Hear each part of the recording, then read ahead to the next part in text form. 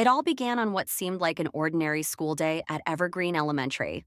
I received an urgent call from the school office. My nephew Ethan, a lively 7-year-old first grader, had been left unattended for nearly 40 minutes after dismissal.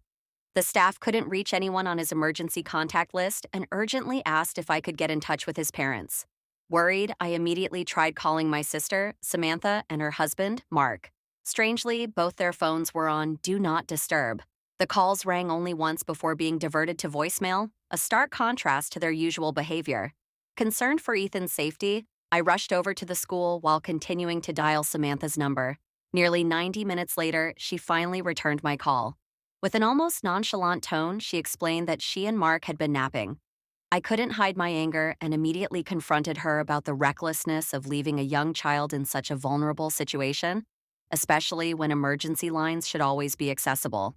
In her defense, Samantha mentioned that Mark had arranged for Ethan's grandparents to pick him up, but a miscommunication had thrown the plan into chaos. I argued that even if there was a backup, silencing her phone during potential emergencies was completely irresponsible.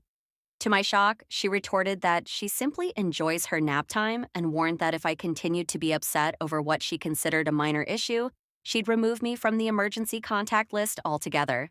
This unbelievable exchange left me questioning what really matters when it comes to a child's safety and whether some family habits are just too dangerous to ignore.